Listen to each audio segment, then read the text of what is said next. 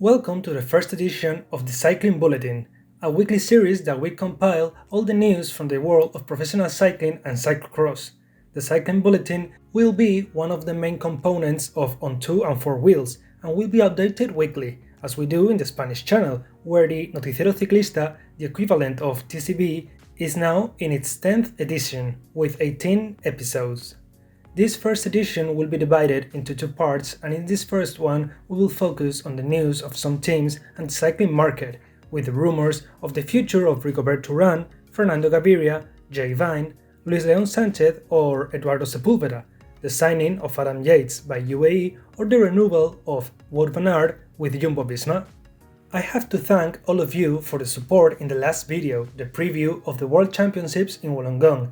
Remember that if you enjoyed this video, you can always leave a like and subscribe to the channel. Let's start with the info. We begin this first cycling bulletin with the WorldTour cycling market and a new bombshell, the signing of Adam Yates by UAE Team Emirates for the next 3 seasons.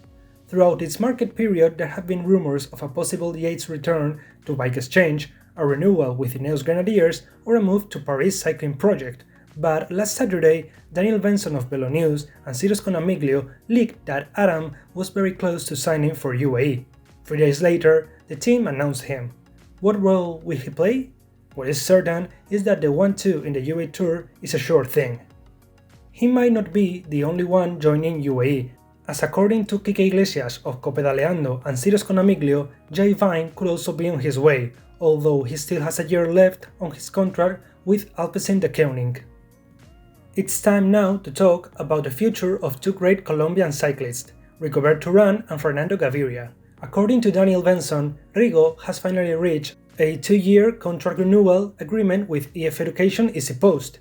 The idea will be to establish himself as a key domestique in the mountains for Richard Carapaz, and RIGO will most likely retire after the 2024 Paris Olympics. If this rumor is confirmed, Mark Cavendish won't be arriving to the team, as Jonathan Butters stated a couple of weeks ago. And Fernando Gaviria could have chosen his new destination for next year, Movistar Team, according to Ciro Sconamiglio of Gazzetta dello Sport. After a couple of not very fruitful years at UAE, Gaviria ends his contract at the end of this year and he could be the last Colombian to join the Spanish squad. Will we see a rebirth of the sprinter at Movistar? A few years ago, in Quickstep, he was one of the best. One cyclist that will remain in his current team is Wout van Aert. Wielerflits leaked 2 weeks ago and now Jumbo has made it official. The relationship between the two parties, which initially was to end in 2024, has been extended until the end of 2026, so they will have 4 years and not 2 to continue achieving success together. Tour domination, Milan-San Remo, Strade Bianche, Ploé. What's next for the Dutchman? And one who will change teams is Zdeněk Štivar. Lefebvre confirmed a month ago that he wasn't going to offer him a new contract at Quickstep, and now it seems that the Czech rider's new destination will be Bike Exchange, and he won't be arriving alone, as Wielerflits revealed that Bike Exchange is also very close to signing Lukas Postelberger from Bora Hansgrohe. Unfortunately, the Estonian Tannen Karngert will not continue with the Australian team. And a Spaniard who is likely to move teams next season is Luis León Sánchez, who will leave Bahrain Victorious for Astana. This possible move was brought to light by Tutovisi 2 months ago, and now it's High Cycling the one that comments on it.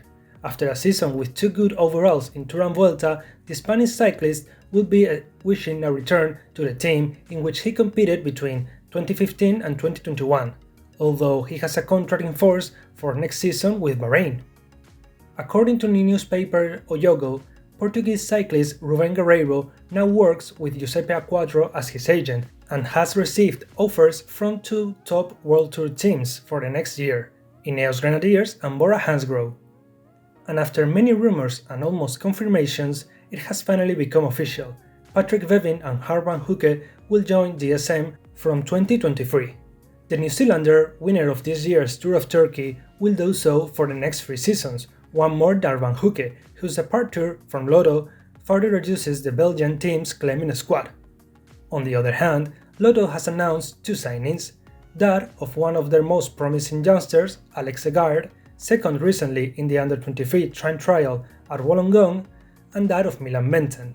Segard will remain in the development squad next year and will make the jump to the first team in July 2024 and throughout 2025, while Menten has signed for the next 2 seasons and he will act as the team's sprinter in Pro and Point 1 races. We finished the World Tour teams with the renewal of Mathieu Ladernus for another year with Groupama FDG, a team he has been with for 17 seasons now, and with 2 young talents. Canadian Michael Leonard will join Ineos until the end of 2025 and makes the jump directly to World Tour from juniors, while Welai Hagos Berhe will do the same with Bike Exchange. We continue with the second division teams and we start with the Argentinian Eduardo Sepúlveda, who has resorted to social networks in search of support and a new team for 2023 as his contract with Drone Hopper and Donny Giocattoli ends at the end of the season. This year he achieved his best results at the Tour of Turkey, 3rd overall and a stage victory. We also have to talk about the sprinter Niccolo Bonifazio, who announced through Instagram that he will not continue next year with TotalEnergies. According to what Sirius Conamiglio leaked a month ago, the Italian's top option is Intermarché. Let's go now to one of the Spanish teams in this division, Burgos BH. 4 new men could arrive to the team, among which we have Alejandro Franco, Clement Aleno, Miguel Ángel Fernández and Antonio Angulo. Along with those under contract for next year, contract renewal offers have been made to Ángel Madrazo, Jesus Ezquerra, Dani Navarro, Victor Langelotti, Gabriel Müller and Jet Sebol, although not all of them will continue, a fact already confirmed for Mikel Raim, Alex Molenar, Adrián Moreno and Chupe Cortázar, while the future of Diego Rubio, André Domínguez and Óscar Cabedo is uncertain.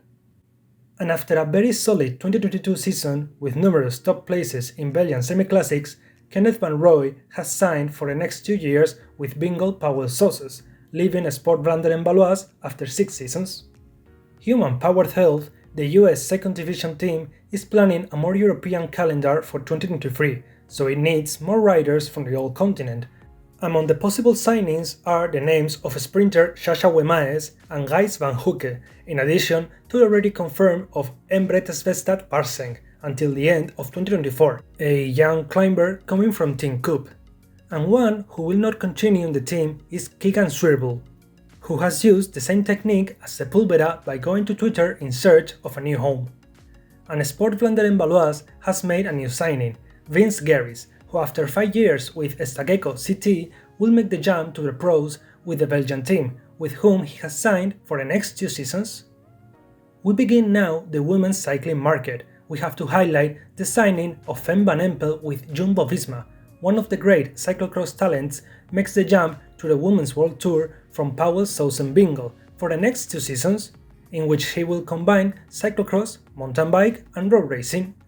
The team has also added Kimberly Catso, a 20-year-old former triathlete from New Zealand. Trek Segafredo have shared the renewals of Eleanor Backstead and Taylor Wiles until 2024 and 2023 respectively, and announced the signing of Ilaria Sanguinetti for the next 2 seasons, whose main job will be to launch the sprint for Elisa Balsamo. And after a month and a half at the modest team Farto BTC, Josie Talbot, the Oceanic champion, will join Cofidis next season alongside Morgane Coston and Flavie Boulet. Feve Joris, 3rd in the junior time trial at these World Championships, confirmed that she received an offer from Movistar after European ones that included a flat for her in Spain, but she finally decided to stay with AJ Insurance and XTG. Other announcements include the renewals of Colombian Paula Patiño and Yelena Eric until 2025 with Movistar, who were initially under contract until 2023, the signing of A.V. Kuipers by Plantur Pura for next year, and the continuity of Christina Svenberger in the team until 2025. We also have the renewal of Chelsea Tan with Bike Exchange for another year, a team that has added Georgie Howe, former rower, for the next 2 seasons.